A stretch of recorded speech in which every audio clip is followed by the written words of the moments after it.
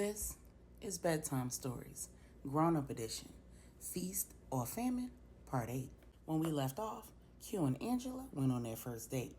And if you watched the bonus episode, then you know how well that went and how hot and heavy things got. While Angela was being wined and dined, Regina and Tracy were meeting for lunch. Over lunch, they talked about everything under the sun, from living in Texas to the housing market, their respective businesses and children. And when they were done, Regina paid the tab and asked Tracy to go with her to the restroom. As Tracy and Regina headed to the restroom, they walked down a little alcove and LJ popped out.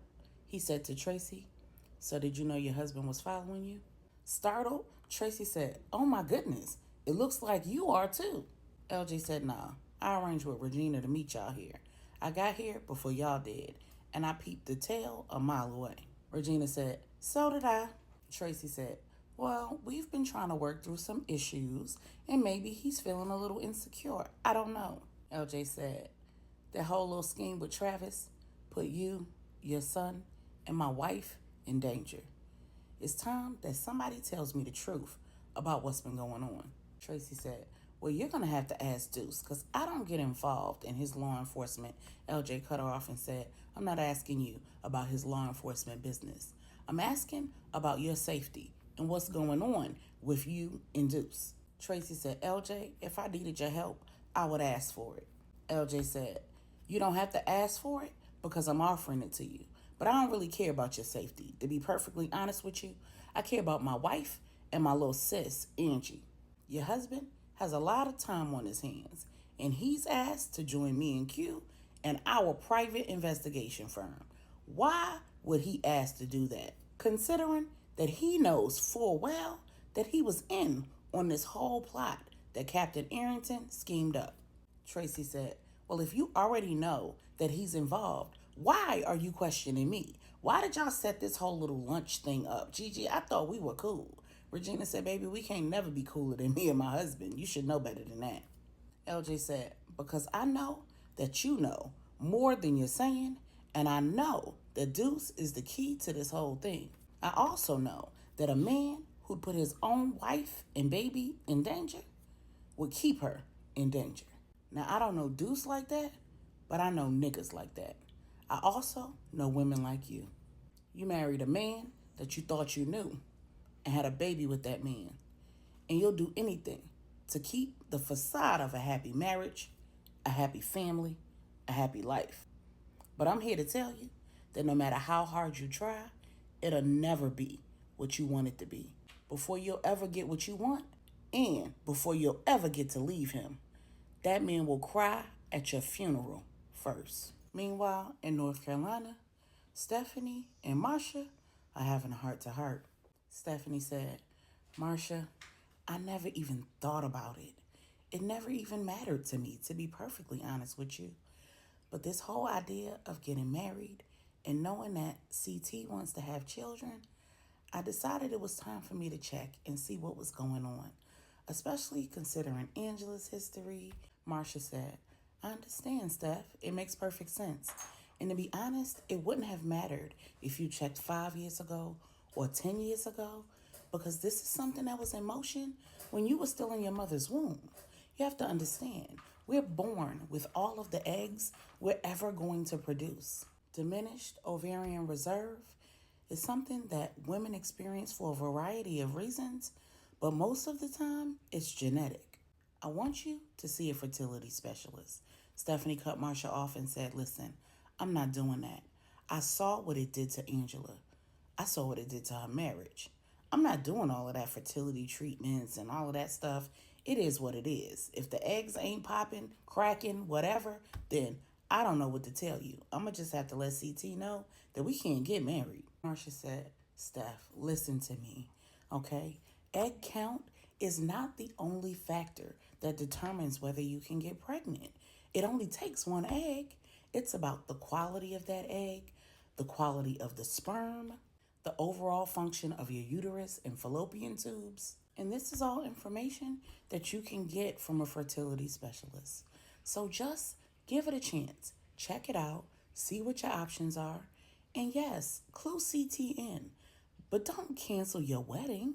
Stephanie said, well, if having children is a deal breaker for CT, then I don't see that I have another choice. Marcia asked Stephanie, but what do you want?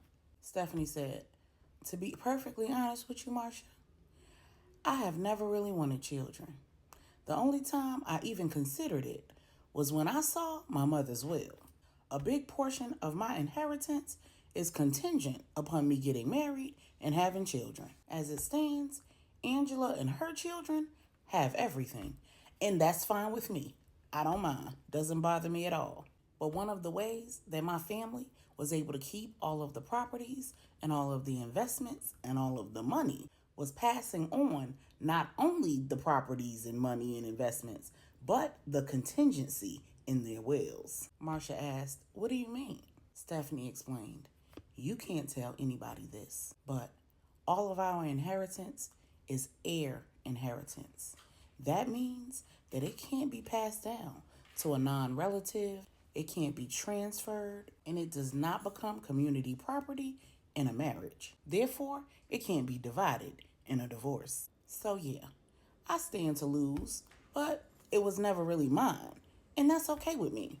I would rather not put my body through all of that stress and strain of IVF and miscarriages and the like trying to have a baby, especially if the only real reward in the end is going to be money.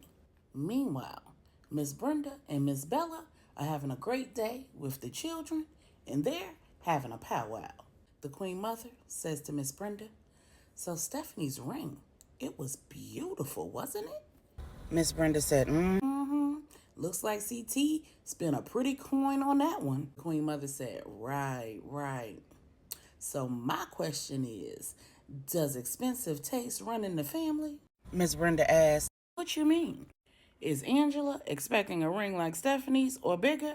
If she is, that's not a problem. Miss Brenda laughed and said, girl, I could barely get her to put the clothes on that your son bought her for their date weekend. She is one of the least materialistic women that I know. She would have to be. She was married to my cheapskate son. The two women laughed and the Queen Mother said, that's good to know. Miss Brenda said, what y'all got up y'all sleeve? The Queen Mother said, well, I'm trying to help Q with something, and he has this idea, and I think it's a great one. But I was just a little concerned that maybe it wouldn't meet Angela's standards. Miss Brenda said, is it heartfelt? The Queen Mother said, absolutely. Is it memorable? The Queen Mother said, Miss Brenda said, will it be representative of his love and devotion for her? The Queen Mother said, girl.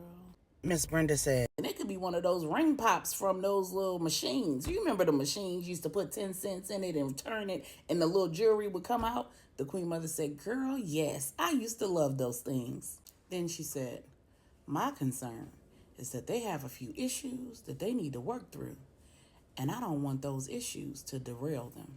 Miss Brenda said, right, I see it too. The Queen Mother said, so what we gonna do, Brenda girl?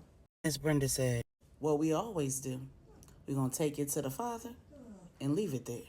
The Queen Mother said, and then we're gonna do some gentle guiding. Miss Brenda said, and we might have to mow some grass, because I think it's some snakes in it. Meanwhile, at the Salvation Center of Dallas, Pastor Corey Thompson is meeting with his armor bearer, Deacon Davis. Pastor Corey said to Deacon Davis, Deke, I'm going to have to head out of town, so I'm going to need you to cover services tomorrow. You cool with that? Deacon Davis said, what's going on? Pastor Corey said, that's personal. Deacon Davis, not getting the hint and going too far, per usual, said, dang, trouble in paradise already? Let me guess. Your girl got cold feet? Pastor Corey said, I didn't say that. How about you head out and focus on the sermon for tomorrow?